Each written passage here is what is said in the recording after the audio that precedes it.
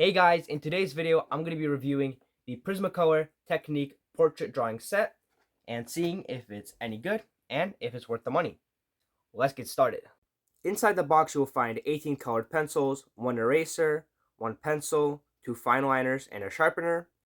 And below that, you will find the little sketchbook with 15 pages and the instructions. Now, the unboxing experience overall was pretty good. I'm glad to see that Prismacolor packed their pencils really nicely because they're known to be a bit more fragile than other color pencil brands. And I'm also glad to see that they included a bunch of extra colors, materials, and paper that you can use to practice and draw other portraits. Now, with that out of the way, let's move on to the online lessons. The first lesson walks you through how to sketch out the basic shape of the head. Here we get an introduction on how to observe references and sketch that down on your own paper. The lesson also teaches you how to see the big shapes in your references and use those to help you sketch out the face, which is a very important concept in drawing literally anything. The next lesson walks you through how to draw the facial features with correct proportions. Not really any complaints here, except that their proportion advice is a bit misleading. So I would recommend actually observing your reference and seeing what the proportions are instead of just taking everything in the video for granted. Remember, every face has slightly different proportions. The next step was coloring. So I erased my sketch a little bit to make it lighter and started applying my base colors. For the actual coloring process, the video was walked you through how to add the base colors and then the shading. The biggest mistake I made here was making my base tones a bit too light, which was hard to correct after I added all the shading. Now, coloring lightly at first is good practice, but make sure to darken everything if needed before adding the shading. Here is where I started adding the details and shading the face and hair. And that's about where I noticed that my base tones were a bit too light because the hair ended up looking a bit wonky. Now, in the videos, the artist doesn't actually use the right colors to shade the hair, so I don't know what's up with that.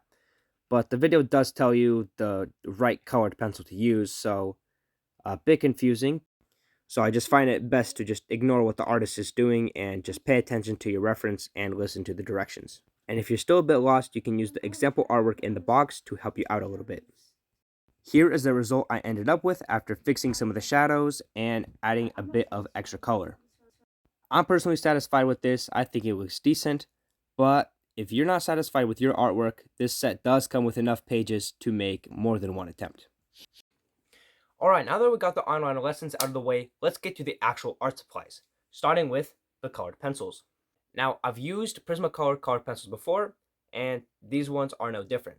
They're really nice, smooth, buttery, and overall great to use. They are a bit picky though, so don't draw too hard with them, don't drop them, and have a nice sharpener for them. Speaking about sharpeners, next up is the pencil sharpener that came in the kit. This one was really nice with the pencils and especially the colored pencils, so no complaints there. Next up we have the pencil and eraser. These are fairly basic. This eraser works about as well as my own eraser, as you can see by this little test I did here. The top is my own, the bottom is the Prismacolor basic eraser, and this pencil is pretty basic as well. And last but not least, we have the two fine liners. These are really nice fine liners. They draw really dark, really clearly, and they have a bit of pressure sensitivity, which is nice because you can draw thicker and thinner lines. Alright, and that about wraps up the review. Overall, I would say this is a great kit, and even though the online lessons have a couple flaws, they are still a good foundation to drawing faces. I would recommend this set to beginner artists and advanced artists alike. Beginner artists because this set is very beginner friendly, and advanced artists because this is still a lot of fun, even if you already know how to draw faces. I know I had fun. So yeah, that's it for today's video. Make sure to leave a like and subscribe, and I'll see you next time.